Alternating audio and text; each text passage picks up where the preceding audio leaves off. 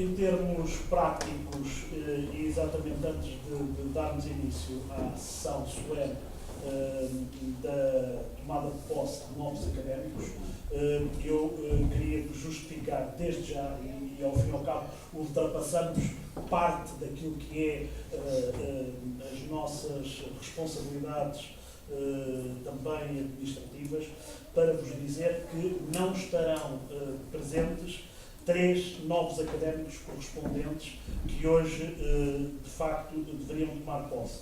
São correspondentes estrangeiros. Jorge? Não. Não é. Não, está, o Jorge está ali, agora é que eu estou a ver. E, portanto, estes correspondentes estrangeiros, estes correspondentes estrangeiros da classe de letras não lhes é possível estar hoje presentes e endereçaram mensagens que teremos o cuidado de ler, mas desde já eu queria vos chamar a atenção de que não estarão hoje neste ato de posse o Dr. Alcino Martinho de Barros Pinto, que é o Presidente da Assembleia Nacional da República de São Tomé e Príncipe, o Dr. Matusalém Dias de Moura, Presidente da Câmara dos Deputados do Estado do Espírito Santo no Brasil, e ainda o Dr. Jorge Eduardo Santolbano Figueiredo, que é o Presidente da Câmara da Ilha do Sal, em Cabo Verde. Portanto, estes 3 membros, novos membros da Academia, não estarão presentes, mas, de alguma maneira, efetivamente, apresentam-se com manifestações de regozijo e de justificação que, a seu tempo, daremos. E eu penso que agora quase que poderemos dar início aos trabalhos. Minhas senhoras e meus senhores, eméritos académicos, senhores novos académicos da Academia de Letras e Artes, por indicação e ordem do Presidente da Direção da Academia de Letras e Artes, professor Dr. António de Sousa Lara, cabe-me a mim, na minha qualidade de chanceler, abrir os trabalhos desta sessão solene da Academia de Letras e Artes, dedicada quase que exclusivamente à tomada de posse de novos académicos da classe de letras e da classe de ciências em tempos nacionais e também internacionais. Portanto, a todas vossas excelências, muito boas tardes, sejam bem-vindos e permitam-me todos que eu não agradeça a vossa presença, porque a vossa presença, já o tenho dito muitas vezes neste mesmo espaço e nesta cátedra, que é, ao fim e ao cabo, uma cátedra de saberes e de conhecimentos tradicionais, mais do que isso, é a verdadeira ciência, a verdadeira história e a verdadeira arte que se faz, não aquela oficial dos corredores do poder, mas sim aquela que é nascida de raiz e que aqui cultivamos com todo o espírito e com toda a abertura. A todos, por isso, dou as boas-vindas. E não agradeço a vossa presença, dizia eu, porque efetivamente a vossa presença é testemunho de amizade, de solidariedade, de cumplicidade, que são circunstâncias das nossas vivências que não se agradecem, não se pagam, vivem-se. E aquilo que vos proponho hoje, neste final de tarde do dia de São Tiago e São Filipe, apóstolos, dia também da invenção e da exaltação da Santa Cruz, que, de alguma forma, possamos, neste fim de tarde, poder, de alguma forma, em convívio, mas também com as responsabilidades que nos cabem, continuar as vivências, que o mesmo é dizer, a história desta própria Academia de Letras e Artes. Hoje tomarão posse, na classe de letras, os académicos Dr. Artur Jorge Saraiva Pereira da Silva, Presidente da Câmara do Carregal do Sal, o Sr. General Joaquim Chico Rodrigues, o Dr. Jorge da Fonseca Fellner da Costa e António Manuel Cano Polito Garcia. Na classe de artes, o Dr. Arquiteto Alberto Flávio Monteiro Lopes. Na classe de letras, mas como correspondente estrangeiro, tomará posse Dom Gerardo Fernando Lopes e Cuevas, a quem, permitam-me todos, dirijo as palavras de bienvenido. Es un honor tener aquí también amigos y tener sobre todo académicos que cumplen con su obligación de estar presentes y sé que vienes de muy, muy lejos, por eso en nombre de todos nosotros, bienvenido, y es para nosotros un gran gusto y un gran placer que posamos hoy, a partir de hoy, contar con don Gerardo Fernández López Cuevas en nuestra clase de letras. E assim, permitam todos que passe a fazer a leitura dos currícula dos novos membros da Academia. Artur Jorge Saraiva Pereira da Silva, nascido a 24 de março de 1933. É português, tem o mestrado em História das Ideologias e Utopias Contemporâneas na Faculdade de Letras da Universidade de Coimbra, tem a pós-graduação em História das Ideologias e Utopias Contemporâneas na Faculdade de Letras da Universidade de Coimbra e a licenciatura em História pela Faculdade de Letras da Universidade de Coimbra. Em Angola, desempenhou diversos cargos na Direção de Exploração dos Transportes Aéreos, DTA. Foi presidente da Câmara Municipal de Carregal do Sal entre 1975 e 1989, foi membro da Assembleia Municipal de Carregal do Sal de 1993 a 1997 e é presidente da Assembleia Municipal de Carregal do Sal desde 2009. É ainda presidente da Caixa de Crédito Agrícola Mútuo do Conselho de Carregal do Sal e foi, por 2 mandatos, de 96 a 98 e de 2004 a 2006, presidente da mesa da Assembleia Geral da Associação Humanitária dos Bombeiros Voluntários de Carregal do Sal. Como autor tem vários livros, várias publicações, de que chamarei somente à vossa atenção os seguintes títulos. Oliveira do Conde, Subsídios Monográficos, de 1997. Silvio Lima, um esboço biográfico, de 2005. Donatários de Oliveira do Conde e Correlos, de 2006. Aristides de Sousa Mendes, 50 anos de memória, 1954-2004, em colaboração, em 2005. Pensar a Fé, Sentir e Viver, de 2006, também em colaboração. E Beatriz Henriques, uma vítima da Inquisição, de 2009. É também ainda da sua autoria os 2 seguintes volumes.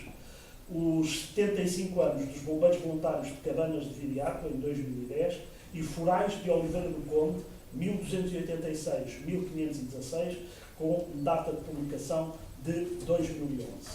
É para nós uma grande alegria e uma grande honra poder contar a partir de hoje com o Dr. Artur Jorge Saraiva Pereira da Silva como académico desta casa. Joaquim Chico Rodrigues nasceu em Castelo Branco a 13 de março de 1935. Casou-se e tem 2 filhos.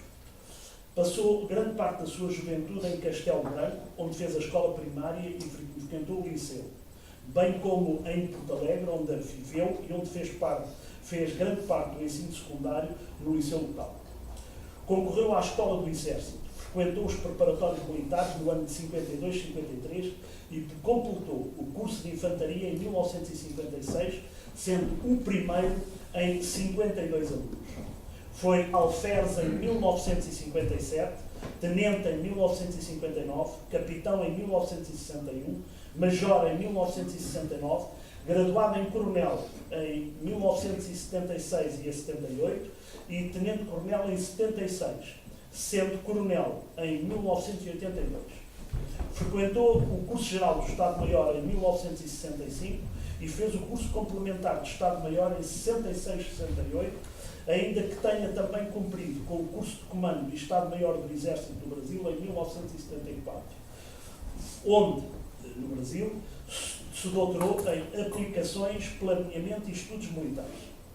Tem o curso superior de Comando e Direção com a data de 1986, com a classificação de muito bom. Foi promovido ao posto de brigadeiro em 1987 e a general em 1992. Passou à reserva em 1997 e à reforma em 2000. É presidente da Liga dos Combatentes desde 2003, o que tem honrado não só esta instituição, como Portugal.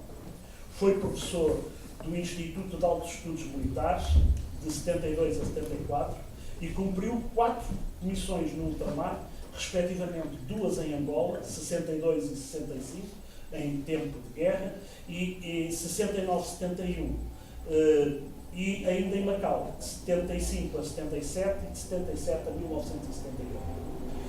Promovido a general, foi comandante de instrução do Exército e diretor do Instituto de Altos Estudos Militares. Na situação de reserva, foi vogal do Conselho Superior de Disciplina do Exército e seu presidente em 1999-2000, até à sua passagem à reforma. Foi eleito presidente da Liga dos Combatentes em 2003. Tem averbados 21 louvores individuais, sendo 2 de ministro e 14 de oficiais generais, e foi agraciado com várias condecorações nacionais, Gran Cruz da Medalha de Mérito Militar, 2 medalhas de ouro de serviços distintos, 4 medalhas de prata de serviços distintos, sendo que ainda é possuidor da Medalha de Mérito Militar, é Cavaleiro da Viz, Grande Oficial do Infante Dom Henrique e medalhas de ouro e prata de comportamento exemplar, bem como medalhas comemorativas das campanhas de Angola, de 62 a 65. Tem ainda em seu poder a Gran Cruz de Mérito de Espanha, distintivo branco, e a Gran Cruz do Mérito Civil de Espanha, e a Medalha do Pacificador do Brasil e a Gran Cruz do Mérito Militar de Marrocos. No âmbito civil, durante as suas comissões, desempenhou por 11 vezes as funções de encarregado do governo de Macau entre 1976 e 1978. Como desportista, exímio e distinto, distinguiu-se na esgrima, onde foi campeão nacional em todas as categorias, terceira, segunda e primeira, campeão nacional universitário e campeão do Exército, tendo representado o nosso país em várias competições internacionais e tendo sido atirador olímpico nos Jogos Olímpicos de Roma em 1960. Foi presidente da Federação Portuguesa de Esgrima, presidente da Confederação Europeia de Esgrima e, nestas modalidades, foi-lhe atribuída a medalha de ouro da Federação Internacional de Esgrima e o prémio dirigente de eleição 2000 do Comitê Olímpico de Portugal. Foi ainda fundador da Associação dos Atletas Olímpicos e presidente do seu Conselho Fiscal. A sua atividade literária desenvolve-se ao longo de muitos anos, sendo autor de várias obras, a saber, Combate Corpo a Corpo, de 1961, Segredos da Guerra e da Paz, poemas de 1999, Manual de Autodefesa, do ano 2000, Geração Poemas, de 2002, Moçambique, A Verdade sobre o Processo de Paz, de 2006. E Há Sempre um Vapor Acostado ao Cais, poemas de 2011. Está representado na Antologia da Memória Poética da Guerra Colonial e ainda na Antologia de Poesia Lusófona de 2011. Escreveu diversos artigos em jornais e revistas, nacionais e estrangeiros. Sr. General Joaquim Chico Rodrigues, é para nós uma honra poder contar com Vossa Excelência a partir do dia de hoje. Jorge da Fonseca Fellner da Costa, nascido a 27 de 10 de 1942. Tem a frequência universitária no ISCEF, Instituto Superior de Ciências Económicas e Financeiras de Lisboa. Foi diretor para a Suécia e Finlândia do Centro de Turismo de Portugal de Estocolmo. Diretor para a Suíça do Centro de Turismo de Portugal em Genebra. Diretor para o Reino Unido e Irlanda do Centro de Turismo de Portugal em Londres. Delegado para a Escandinávia da delegação da TAP Air Portugal em Copenhague. Delegado também para o Norte da Europa da TAP Air Portugal em Londres. Diretor para a França do Centro de Turismo de Portugal em Paris. Delegado do Turismo para os Estados Unidos no ICEP, delegação em Nova Iorque. Foi ainda diretor de Relações Internacionais do Grupo Macrotour Space Travel e diretor de Relações Institucionais do Grupo Top Atlântico. Foi como diretor de Desenvolvimento de Produto da Junta de Turismo da Costa do Estoril de 2001 a 2009, uma das personalidades que mais contribuiu para o desenvolvimento, para o prestígio e dignificação daquele que é o nosso próprio melhor produto, que é o turismo na Costa do Estoril. No serviço militar, cumpriu o serviço obrigatório como oficial miliciano no Regimento de Lanceiros 2. Tem como atividades profissionais exteriores à sua atividade profissional, ou seja, o associativismo profissional, várias medalhas no sentido de lato, no sentido, ao fim e ao cabo, daquilo que é o espírito de cidadania. Foi fundador da maior feira de turismo da Suíça, da maior feira de turismo de Londres. Foi presidente da Antor, vice-presidente e tesoureiro da European Travel Commission e presidente do capítulo português da American Society of Travel Agents. Foi ainda presidente do capítulo português da Sociedade de Incentivos a Executivos de Turismo e foi membro fundador da Sport Event City Network, membro da Leadership Forum of Advisors de 2000 a 2006. É cavaleiro da Real Ordem de Amarante da Suécia, que lhe foi conferida na Suécia em 1973, cavaleiro da Ordem do Infante Dom Henrique em 1978, Portugal, cavaleiro da Real Ordem da Rainha Vitória no Reino Unido em 1978 e tem, de facto, a Medalha de Mérito de Turismo, grau de prata, que lhe foi atribuído pelo Governo de Portugal em 2009. Jorge Félix da Costa, já és, de facto, um dos membros desta casa, pelo muito carinho que temos e que tens sempre dedicado, mas a partir de hoje, por mérito próprio, como académico. Seja bem-vindo. António Manuel Cano Polido Garcia. Nasceu em Lisboa, na freguesia do Campo Grande, de onde é natural, em 27 de 1 de janeiro de 1957. Concluiu o secundário no Liceu de Pedro Nunes em 1976. Estamos a viver os tempos quentes e difíceis daquele espaço de tempo que, de facto, a todos nós envolveu. Participa no Verão Quente de 75 em tudo o que lhe segue e é um daqueles que dá a cara e o corpo para a defesa do corpo docente e do reitor. Em setembro de 78 é incorporado no Regimento de Comandos da Amadora, depois de, em 1977, ter tentado o ano propedêutico. É como soldado de uma tropa de elite que tem a honra de conviver com o que melhor resta da disciplina, da ordem, do respeito, da honra, da velha cultura castrense portuguesa. Passa à disponibilidade em janeiro de 1980. No dia 1 de abril do mesmo ano, juntamente com o seu irmão Francisco, é nomeado pelos tios e pelo pai administrador da Casa Agrícola Polido Garcia, constituída originalmente por 4.000 hectares, distribuídos pelos concelhos de Serpa, Vidigueira e Moura. Não é de todo displicente dizer que, apesar de ter nascido no Campo Grande, na freguesia dos Três Santos Reis Magos do Campo Grande, António Manuel Cano Polido Garcia é, de facto, um homem das crestadas terras do Alentejo e, sobretudo, de Serpa. Em meados de 83, e depois da morte de um tio, opta em definitivo e em exclusivo pela lavoura.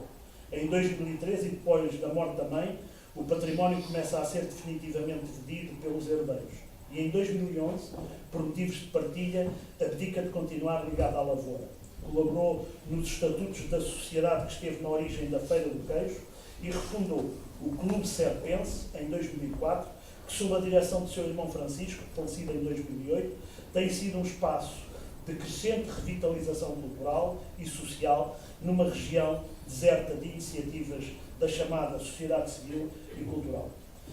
Tem a frequência do segundo ano de Direito e atualmente dedica-se à agricultura, colaborando com o seu filho José Maria numa pequena propriedade de regadio. É autor do livro O Procurador, publicado o ano passado, 2012. Seja bem-vindo a esta também, a partir de hoje, casa. Alberto Flávio Monteiro Lopes, nascido em Bissau, Guiné, a 20 de dezembro de 1954. É doutorado em Arquitetura pela Universidade da Beira Interior e licenciado em Arquitetura pela Escola Superior de Belas Artes de Lisboa. É profissionalmente técnico superior do quadro pessoal da Direção-Geral do Património Cultural. Atualmente, desempenha as funções de assessor da Direção-Geral do Património Cultural, com funções de coordenação e cooperação com entidades exteriores, nomeadamente com a Câmara Municipal de Lisboa e com a Câmara Municipal de Santarém, na área da reabilitação dos respectivos centros históricos.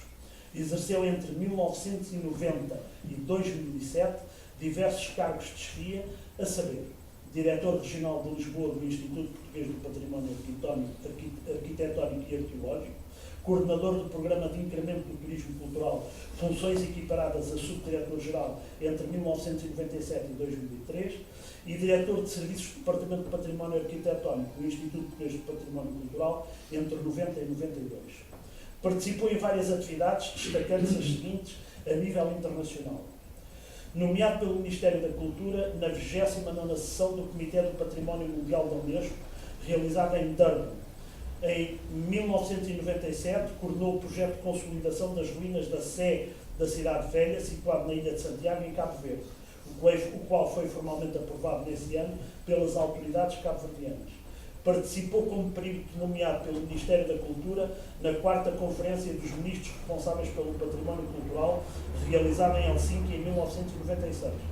Participou entre 94 e 95 em representação da Secretaria de Estado da Cultura nas 4 reuniões promovidas pela Comissão Europeia para reflexão e preparação do projeto Rafael, o qual veio a estabelecer um programa de ação comunitária no domínio do património cultural. Participou como perito junto do Comitê do Património Cultural do Conselho da Europa, no grupo de especialistas perspectivas da conservação que políticas. Participou ainda como perito junto do Conselho da Europa na reunião final de preparação da Conferência dos Ministros da Cultura realizada em Malta em 1992. Integrou a Comissão Portuguesa à Conferência do Conselho de Segurança e Cooperação na Europa, realizada em Cracóvia em junho de 91.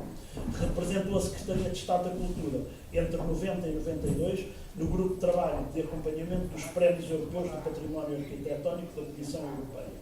É autor de comunicações e participações em congressos, colóquios e ações de formação, tanto ao nível nacional como a nível internacional.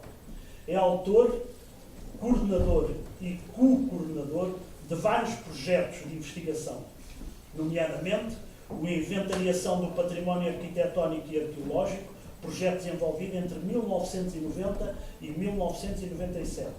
Valorização económica do património arquitetónico, projeto desenvolvido entre 97 e 2003. E contexto do património arquitetónico, metodologia e quadro instrumental, desenvolvido entre 2007 e 2011. É autor de inúmeras publicações, nomeadamente Património Arquitetónico e Arqueológico, Noção e Normas de Proteção. Cartas e Convenções Internacionais, 1996. Legislação Nacional, 1996. Critérios de Classificação de Bens Imóveis, de 1996. Património Arquitetónico e Arqueológico, de 1994. Inventário do Património Arquitetónico e Arqueológico, em 1993. Em coautoria, com Miguel Brito Correia, é autor de Património Arquitetónico e Arqueológico, Cartas, Recomendações e Convenções Internacionais, da editora Livros Horizonte, de 2004. Professor arquiteto Flávio Lopes, bem-vindo a esta sua casa, na qual, de facto, entra por mérito próprio. Dom Gerardo Fernando López e Cuevas é nascido em 1956, a 27 de janeiro, em Madrid.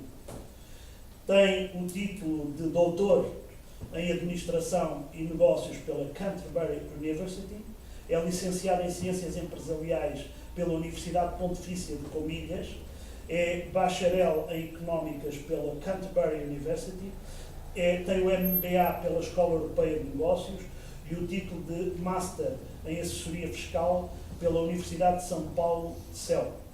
Tem ainda o título de Master em Direção Financeira e Controle de Gestão pela Administration Business School de Londres. Tem o título de Capitão de Iate pela Direção-Geral da Marinha Mercante. É possuidor de 2 títulos nobiliárquicos familiares, Marquês de Lopes de La Penha e Conde de São Gerardo. É comendador da Ordem Militar e Hospitalária de São Lázaro de Jerusalém, cavaleiro com grande placa da Imperial e Ordem Hispânica de Carlos V, cavaleiro Grande Cruz de Justiça do capítulo 9 de Cavaleiros de Fernando VI, é cavaleiro Grande Cruz da Real Ordem Militar de São Miguel da Aula, é cavaleiro Grande Cruz da Ordem da Águia, da Geórgia e da Túnica Inconsútil de Nosso Senhor Jesus Cristo, é cavaleiro Grande Cruz da Real Ordem da Estrela de São Baio, é cavaleiro Grande Cruz da Divisa de São Miguel do Tomaturgo, e maestrante da Maestrança de Cavalharia de Castilha. É ainda grande placa da Ordem da Real Casa do Copano. É a grande cruz da Guarda de Honra da Casa de Bragança de Portugal e cavaleiro da Real e Soberana Ordem dos Cavaleiros Hospitalários de São João Bautista. É cavaleiro do muito nobre capítulo de São Jorge e Santiago Apóstolo e irmão professo da Real Irmandade de São Miguel de Ala de Portugal. Cavaleiro da Ordem Militar de São Sebastião da Frecha, cavaleiro do Mosteiro de Uste e cavaleiro da Real Ordem de Maria da Hungria.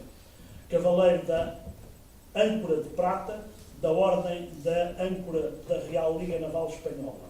É membro da Junta de Governo do Priorato de Espanha da Ordem Militar e Hospitalária de São Lázaro de Jerusalém. É sócio de honra da Sociedade Heráldica Espanhola, académico numerário da Academia de Genealogia, Nobreza e Armas de Alfonso XIII e sócio numerário da Real Sociedade Económica Matritense. Tem várias condecorações, como a Medalha de Honra do Priorato de Espanha na categoria Ouro da Ordem Militar e Hospitalária de São Lázaro de Jerusalém, a Medalha de Mérito da Real Ordem de Copano, a Medalha Aspa de Borgonha ao Mérito da Imperial Ordem Hispânica de Carlos V e a Grande Cruz de Ouro da Agrupação Navarrés. Tem ainda a Medalha Comemorativa do 5º Centenário do César Carlos da Imperial Ordem Hispânica de Carlos V. Querido Gerardo Fernando López Cuevas, bienvenido, enhorabuena, es desde hoy un honor tenerte como miembro. Minhas senhoras e meus senhores, Sr. Presidente, Professor Dr. António de Sousa Lara, estão lidos os currícula dos novos académicos que passarei agora a chamar para a entrega dos respectivos diplomas e insígnias com o apoio do nosso Vice-Presidente.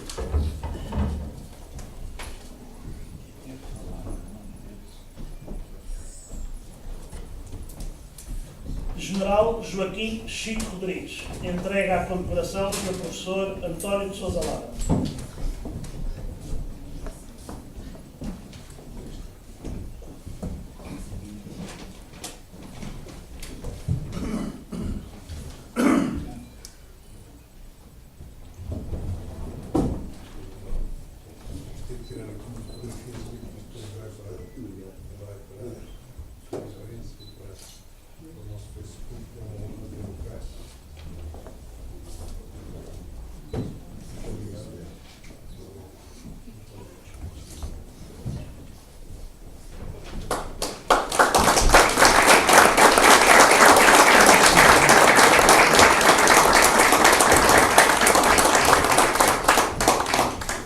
Jorge da Fonseca Felder da Costa entrega o diploma e as insígnias do Sr. Comendador Joaquim Barahona.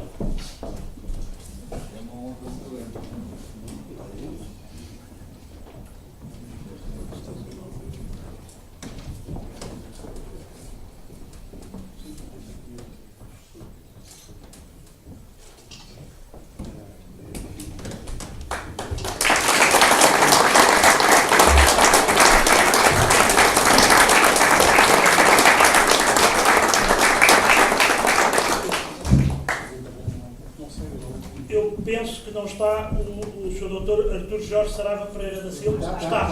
Peço desculpa. Não devia ter sido o primeiro, mas como não estava na cadeira, pedimos desculpa. Entrega ao Sr. Professor António de Sousa Lara.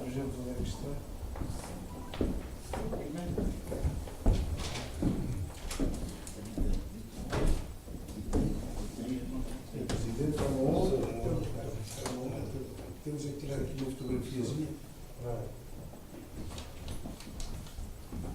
para a posteridade.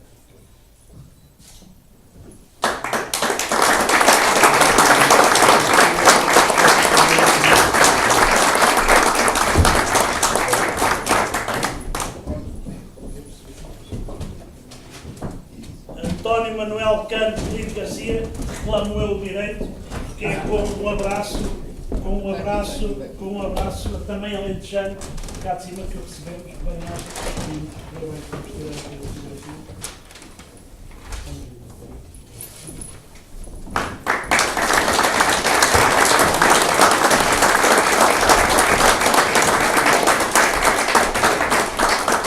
Sr. professor arquiteto Alberto Flávio Monteiro Lopes entrega ao seu professor, reclama ao professor, por laços de afetividade trabalho, profissional e de política consideração dos à tempos em que comunidade. ambos trabalharam na ajuda.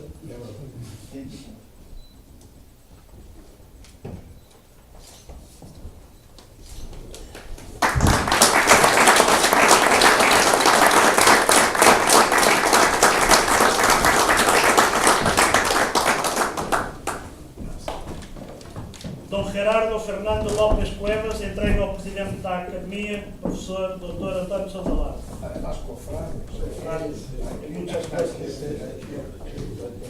Tenemos que sacar una foto o la...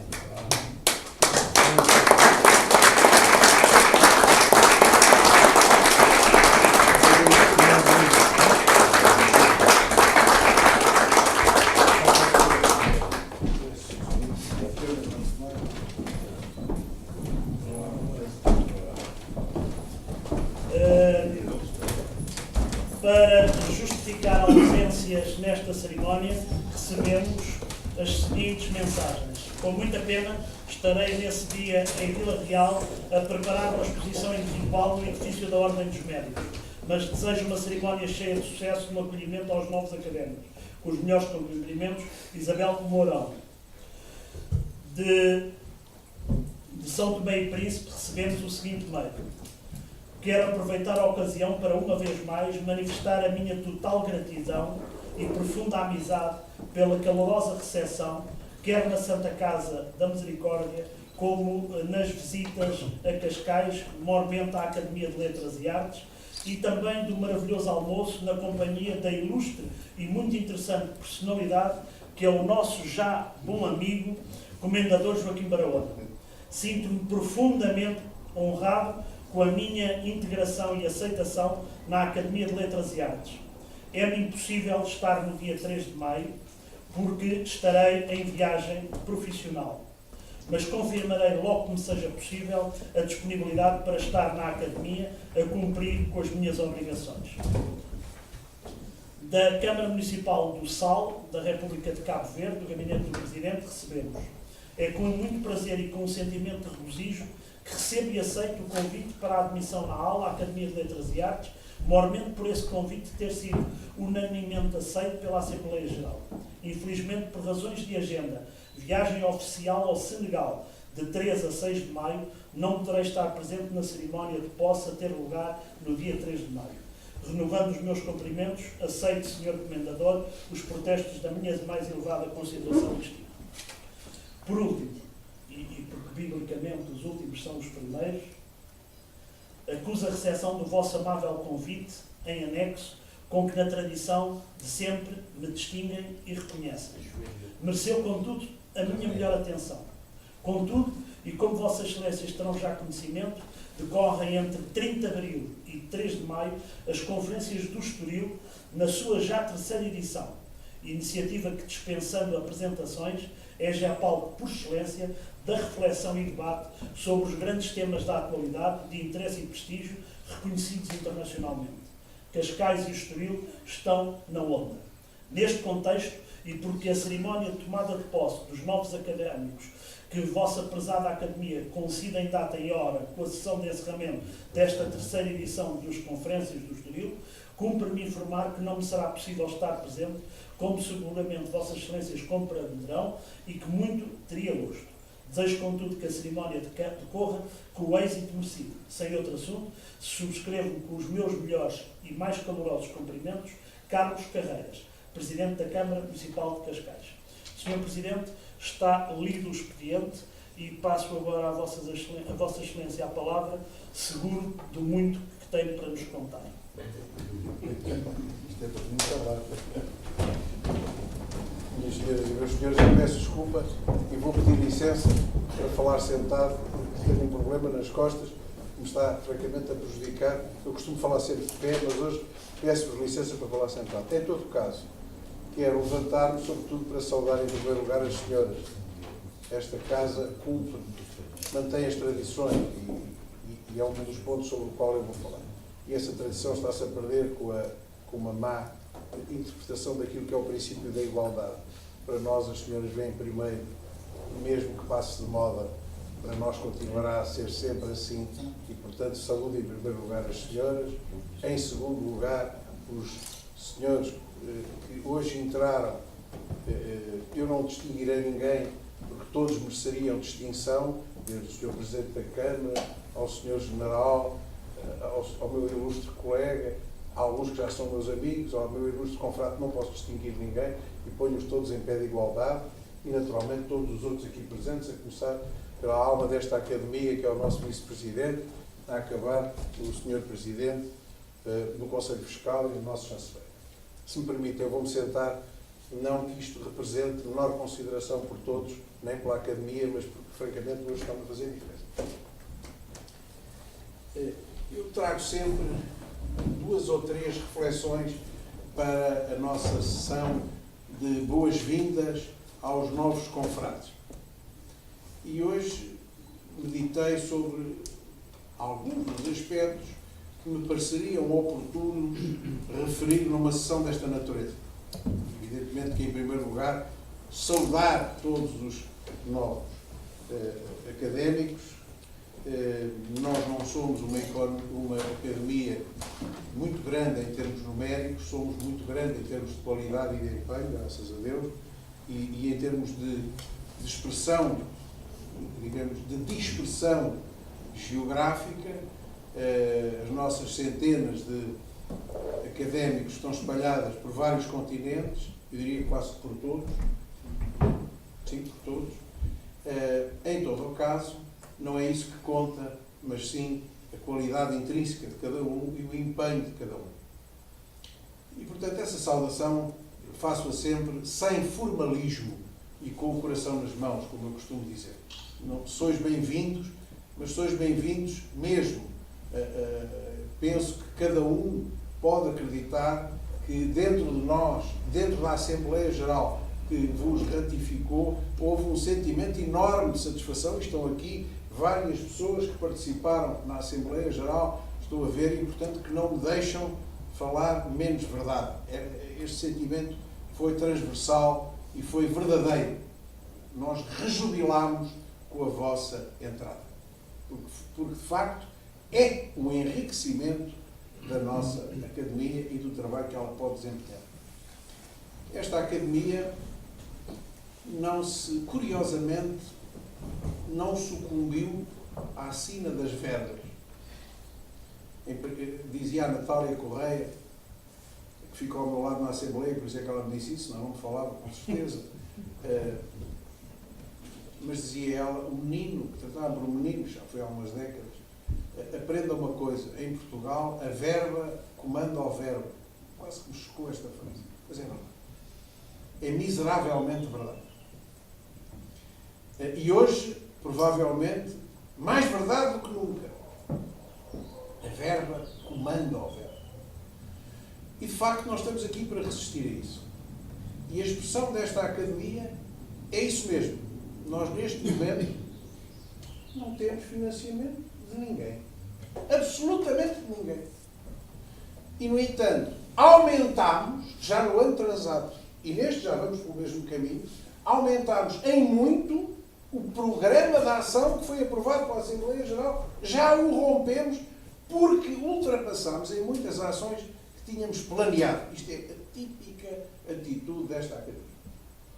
E ainda bem que é assim, porque numa altura de crise é, a meu ver, através da cultura nos seus mais variados aspectos, que se mantém uma herança continuada que não pode morrer, que é, no fundo, a alma espiritual de uma entidade conjunta que amamos todos e que se chama a Pátria. E isto sem desprimor para o nosso ilustre confrade espanhol, porque nós somos igualmente exigentes para os países que connosco compartilham de uma história, que connosco compartilham de uma herança, que connosco compartilham de dificuldades comuns. Isto não se reduz ao espaço do nosso restante Portugal, mas ultrapassa as suas fronteiras para lá das contingências, como se vê pelos candidatos que ainda hoje manifestaram a sua adesão. E essa, digamos, primeira reflexão traduz-se numa dicotomia que eu trazia para aqui hoje. Hoje em dia fala-se de consensos. Procuram-se consensos. Morre-se por consensos. Mas nós não somos uma academia de consensos. Somos uma academia de causas. E às vezes as causas são contra os consensos. Nós somos uma academia de causas. Não vendemos as causas nem os valores pelos consensos. Não somos de maneira nenhuma uma academia afunilada em termos de orientações políticas, de credo, temos de tudo. Mas somos uma academia de causas. E uma dessas causas é a tradição. Eu dizia outro dia, numa sessão em que participei, onde estava o presidente Sampaio, Jorge Sampaio, e 3 embaixadores, o embaixador de França, que é português, Pascal Teixeira da Silva, que é português de origem, não é nada português, é cidadão francês, a embaixador da Turquia e a encarregada de negócios dos Estados Unidos da América. E eu dizia ao presidente Sampaio, e falei do assunto em público, a tradição hoje em dia é algo que não vale nada e que está ao Deus dará. E nós não deixamos isso. Assim, a tradição é entendida, sobretudo, à inglesa, como algo que tem, sobretudo, uma essência, mas também tem uma forma, e que constitui e encerra em si um valor de continuidade e de transmissão cultural. Essa tradição não pode ser tratada nem deixada ao Deus dará. E nós temos essa obrigação, a obrigação de renovar a tradição. Renovar a tradição. Dar-lhe vida, dar-lhe nova expressão, dar-lhe alento. E por isso somos uma academia de causas, não somos tanto uma academia de consensos. Os outros que façam os consensos, que também é preciso, que nós não estamos cá para isso. Eu tenho dito à nossa ilustre confreira Celeste Cortês, que é quem anima o setor, e bem, eu diria, como ninguém, as nossas sessões de poesia, que ela tem neste momento uma função estratégica, que é a de, numa altura em que as pessoas estão desesperadas. Nós temos aqui muita gente desesperada. Sem, não é só uma questão financeira, é um túnel sem luz em que elas se encontram, permitir-lhes, por via da poesia, que a sua esperança não morra, que a sua alma não se ensombreça. E só isso já é um serviço absolutamente notável que a senhora doutora Celeste Cortês tem prestado à causa, obviamente, da poesia, mas sobretudo à causa da humanidade das pessoas, que tem salvo à custa destas sessões que tem organizado. Peço encarecidamente, que não desista, que não deixe de nos presentear com os seus livros, que não deixe de nos presentear com as suas sessões magníficas. Podia falar de todos, ainda agora uma exposição lindíssima do nosso confrade aqui presente, aliás, tem aqui 2 quadros extraordinários, ou 3, não sei, pela arrumação que já desandou. Isto tem uma mobilidade a nossa coleção. Luísa Touri, todos nós conhecemos, e que é um entusiasta da academia, mas que não se prende apenas aqui a sua ação e que a tem levado aos 4 cantos de Portugal, ainda sabendo que muitas vezes não há sequer disponibilidade, não há poder de compra, não há capacidade, mas a sua presença, e a última é lindíssima, a sua última expressão é lindíssima, eu acompanhei com cuidado, lindíssimo. São todas, mas esta em particular é muito bonita. E por isso, enfim, a expressão é esta. Nós temos uma forma extraordinária de atuar.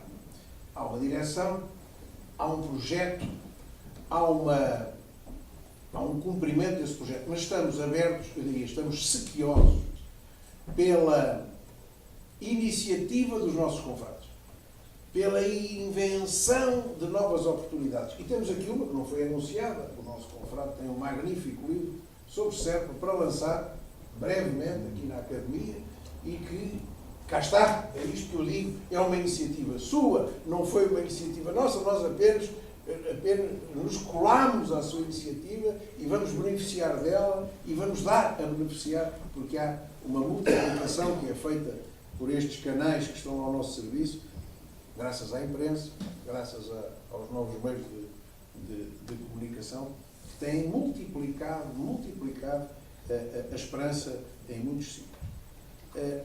Eu penso que vamos atravessar momentos ainda mais difíceis. Isto está longe de ter chegado ao fim, está longe de estar curado. Não vale a pena mentir-vos com ilusões que se transformarão em pó, cinza e nada daqui a muito pouco tempo, e, portanto, isto não está de modo a poder mentir às pessoas. Eu não faço isso, sobretudo aos meus alunos, que são 400 neste momento.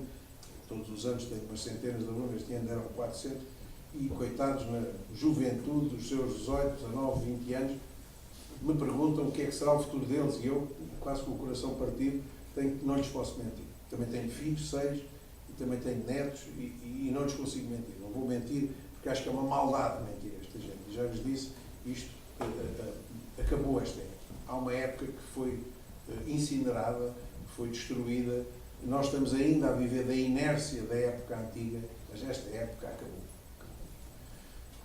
E não é por isso que vamos deixar de ser humanidade, e não é por isso que estas instituições deixam de ser funcionais. Pelo contrário, elas tornam-se mais imperiosas, tornam-se mais necessárias do que nunca. E se calhar temos que fazer recurso a algum tipo de iniciativas que aqui temos e que ajudam as pessoas a perceber que a felicidade não significa quanto, mas sobretudo onde. Não está cá o nosso secretário-geral, hoje não sei porquê, não veio, ou está? Não está. O nosso secretário-geral tem tido iniciativas notáveis de pegar em centenas de pessoas e fazer-lhes percursos temáticos na sua própria terra, levando-os a descobrir aquilo que eles veem todos os dias, sem enxergar, como dizem os brasileiros. Vêem, mas não enxergam.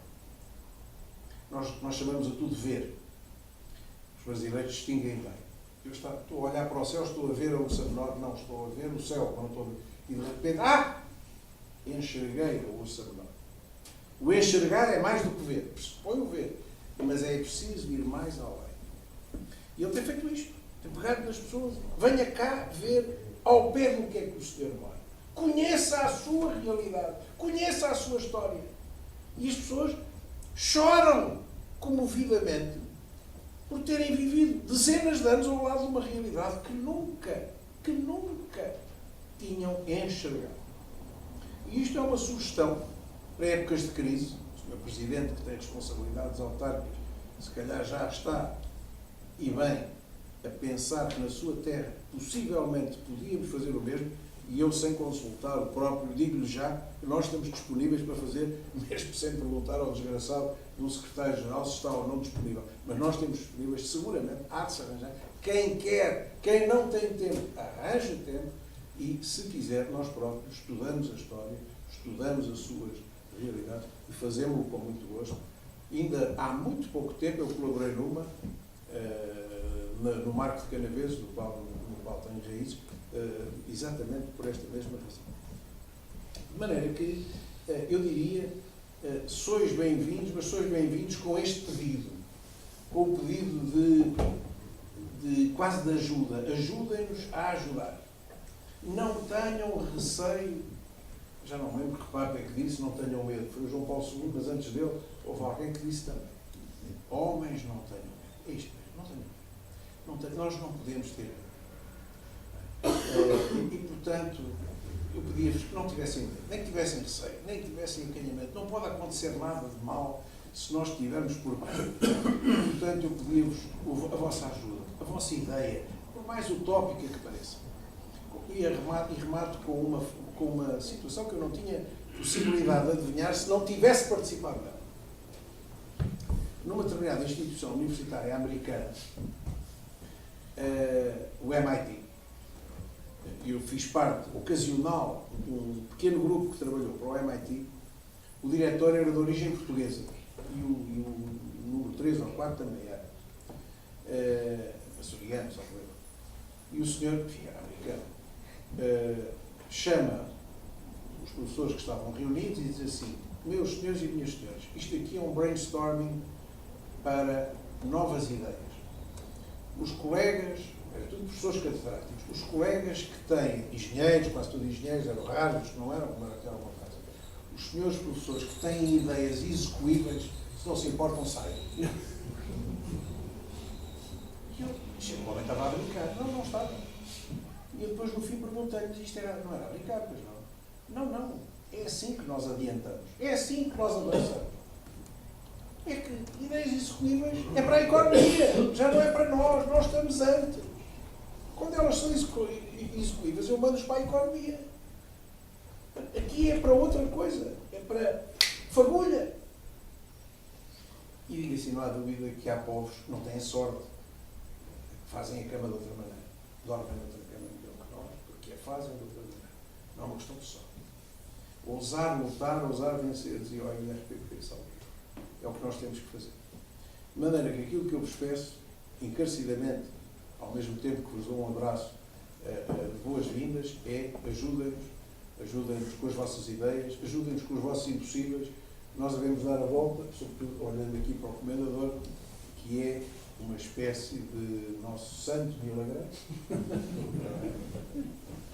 que, enfim, faz milagres, não diz não gosta, porque é uma pessoa que não gosta que é modesta, não gosta de excesso de holofotes, mas eu que não sou nem modesto e sou amigo dele, portanto ele não se ofende comigo, digo-lhe com toda a certeza que se não fosse o Sr. Comendador não tínhamos chegado onde chegamos. Nós já fizemos coisas impossíveis, absolutamente impossíveis, como por exemplo propor a criação do Instituto Dom Afonso Henriques em Espanha, em Zamora, e ferrar uma estátua do Dom Afonso Henriques lá onde está a olhar para todo lado. Isto com a colaboração, naturalmente, dos nossos amigos espanhóis e dos nossos confrades espanhóis. Mas está lá. Para nós é uma glória, porque é o fim do mau entendimento, é o fim de um equívoco. Afinal, Zamora não foi uma pedra atirada contra os nossos irmãos espanhóis, é o contrário, é um momento que há de ficar como marco. Isto foi feito por nós, sem saber como, e teve a grata ocasião de ver que a própria diretora se dirigiu a ele e disse: quando é que os senhores cá vêm? Como é que é? Nunca mais se saberá. Portanto, estas nossas loucuras, que algumas, enfim, já estão aí materializadas pelos 4 cantos dos 4 continentes, os 4 ou 5, não 4 continentes, já não é mal, já não é mal, chegámos à Austrália ainda, mas lá chegaremos, mas já temos, enfim, olha, o Brasil está aqui, a primeira iniciativa feita com o Instituto Histórico e Geográfico do Espírito Santo em 81, há uma praça com o nosso nome no Espírito Santo, graças ao nosso comendador. Enfim, há um monumento que foi levado de cá, como eram os nossos padrões, feito com pedra daqui e que foi implantado lá, não é verdade? Isto são atos de simbolismo, mas são atos de simbolismo que têm muita profundidade. E eu agora tenho aí um monumento feito por um espanhol, uma escultura absolutamente notável, do nosso confrade Herman, Alberto Herman, que tem, e que eu hei de ver passado a bronze, não sei lá bem como é que vai ser feito, que tem podem ver lá dentro, a maquete, tem um magnífico globo, como se fosse uma esfera armilar, e depois tem o Vasco da Gama, o Cristóvão Colombo, o Camões e o Cervantes. Não é verdade? De um lado, os navegadores e do outro, a cultura. E todos os 4 sustentando uma esfera armilar. O mundo que nós fizemos. E estas coisas têm que ir para a frente. São estes sonhos que hão de ir para a frente. E temos conseguido praticamente tudo. Tudo onde nós nos temos metido tem chegado a bom porto, graças a Deus. Bom, e por conseguinte, eu não vos quero demorar mais, mas é só dizer-vos que ninguém desanima aqui. O que desanima menos é o nosso comendador, que dá exemplo da sua juventude, que já foi operado, não sei quantas vezes, não vale a pena dizer, não é verdade? E que só sai, mal sai, ainda meio, chega aqui e diz: vamos aqui fazer isso. É assim que nós funcionamos. Muito obrigado por terem ouvido.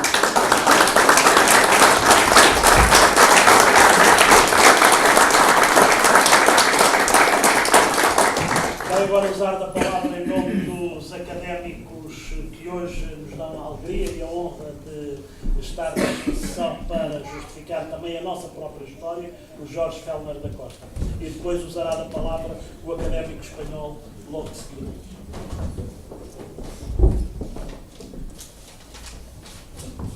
Excelentíssimo Presidente da Academia, Professor Dr. António de Sousa Lara, Excelentíssimo Vice-Presidente, Sr. Comendador e Joaquim Barahona, Excelentíssimo Chanceler, Excelentíssimo Presidente da Mesa do Conselho Fiscal, eméritos académicos e ilustres membros da Academia, caros confrades e caros confrades, minhas senhoras e meus senhores.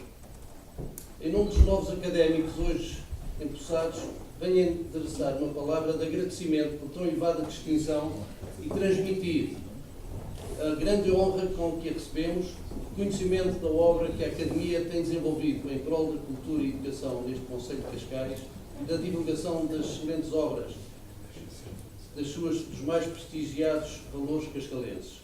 É com muito orgulho que aceitamos esta distinção e propomos contribuir com dedicação e na medida das nossas possibilidades, capacidades e competência para a elevação do nome, da obra e do testemunho desta tão prestigiosa Academia de Letras e Artes. Queremos sinceramente reconhecidos e cientes da contribuição que iremos prestar no futuro no seio da nossa Academia. Muito obrigado.